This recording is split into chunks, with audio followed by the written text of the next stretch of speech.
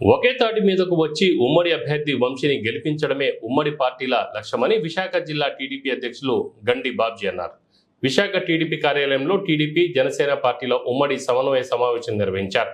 ఈ సందర్భంగా సభకు అధ్యక్షత వహించిన జిల్లా అధ్యక్షులు గండి బాబ్జీ మాట్లాడుతూ, మేమందరం ఒకే తాటి మీదకు వచ్చి ఉమ్మడి అభ్యర్థి వంశీని, పార్లమెంట్ అభ్యర్థి భరత్ను గెలిపించాలని తీర్మానం చేయడం జరిగిందన్నారు.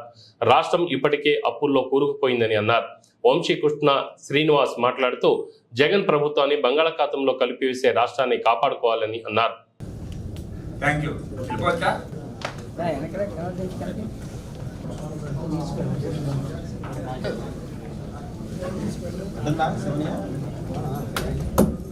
మన బాబ్జీ గారి నేతృత్వంలో విశాఖపట్నం సౌత్కు సంబంధించి బీజేపీ, తెలుగుదేశం, జనసేన నాయకుల సమన్వయ మీటింగ్ జరిగింది.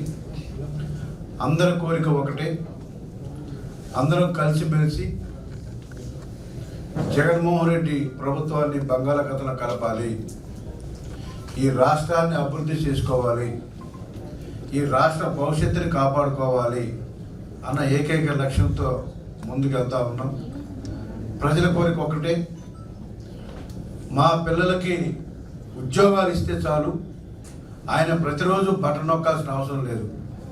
మా మీద కరెంటు బిల్లులు, ట్యాక్సులు, చెత్త మీద పన్నులు వేసుకొని ఇవాళ మాకు బటన్ నొక్కి అని చెప్తా ఉన్నారు. మాకు బటన్ నొక్కాల్సిన అవసరం లేదు. మా పిల్లల భవిష్యత్తు దృష్టిలో పెట్టుకొని ఈ ప్రాంతానికి ఇండస్ట్రీస్, ఒక టూరిజం హబ్గా, ఒక ఐటీ హబ్గా విశాఖపట్నాన్ని చేయాలని మేము కోరుకుంటున్నాం. ఆయనకి ఒక ఛాన్స్ ఒకసారి ఇస్తే 10 సంవత్సరాలు ఇవాళ ఈ రాష్ట్రాన్ని వెనక్కి తీసుకెళ్లారు. విశాఖపట్నంలో అయితే ఒక ఉద్యోగం కూడా వచ్చే అవకాశం లేదు. సో ఈ పరిస్థితుల నుంచి కాపాడాలి అని చెప్పేసి వాళ్ళ ఈ ప్రజలందరూ డిసైడ్ అయిపోయారు. ఖచ్చితంగా ఆయన సైకో పరిపాలనకి సమరగీతం పాడేది ఒక 33 రోజులు 34 రోజులు ఉంది. అది ఖచ్చితంగా తీరుతూ ఉంది. ఇక్కడ నాయకులు అయితే ఉన్నారు కానీ ఎవరికి కూడా ఏ పవర్స్ ఉండవు. పేరుకి అందరు నాయకులు. ఈ ప్రాంతం ఎంత ఎనుగుబడుతనానికి ఈ మధ్యకాలంలో అసలు ఏమీ లేవు.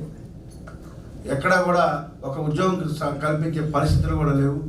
సో అందరి కోరిక ఈ ఉగాదికి, ఈ కొత్త సంవత్సరంలో ఇప్పుడే మా మాధవన్ గారు చెప్పినట్టుగా కోపం ఎక్కువగా ఉంటుందండి ఈ సంవత్సరం.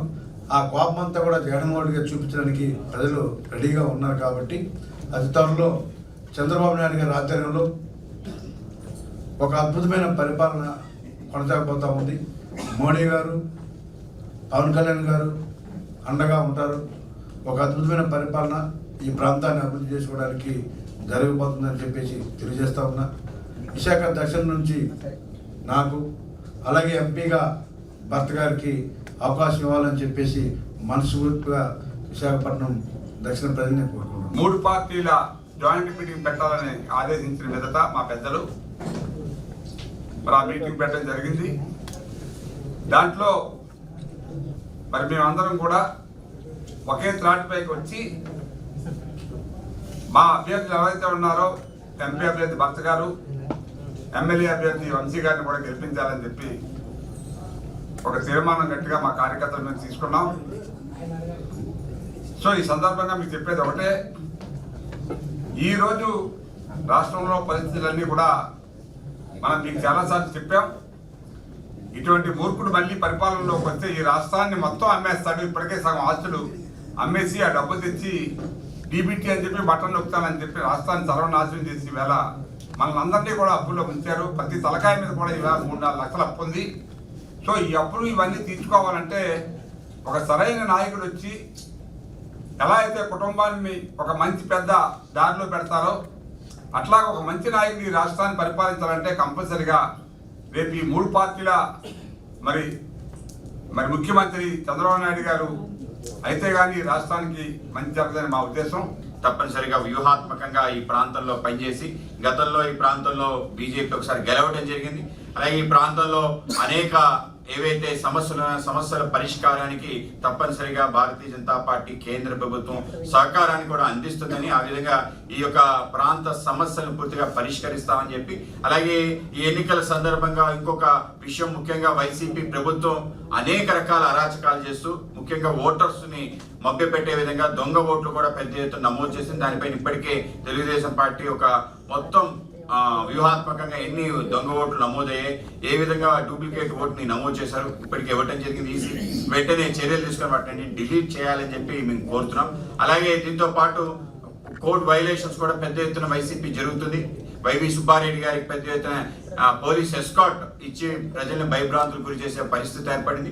అనేక మంది మీద అక్రమ కేసులు పెట్టే విధంగా తయారైంది. నిన్న చోడవరంలో మా అభ్యర్థి సీఎం రమేష్ గారి పైన ఒక 6 కేసులు పెట్టడం, అలాగే మన రాజు గారి పైన టీడీపీ అభ్యర్థి చోడవరం ఆయన పైన కేసులు పెట్టడం జరిగింది. ఆ విధంగా భయభ్రాంతులకు గురి చేసే పరిస్థితి క్రియేట్ చేసే విధంగా తప్పుడు కేసులు పెట్టే విధంగా ఒక ప్రయత్నం జరుగుతుంది. దీనిపైన కూడా మేము ఈసీ ఫిర్యాదు చేయడం జరిగింది.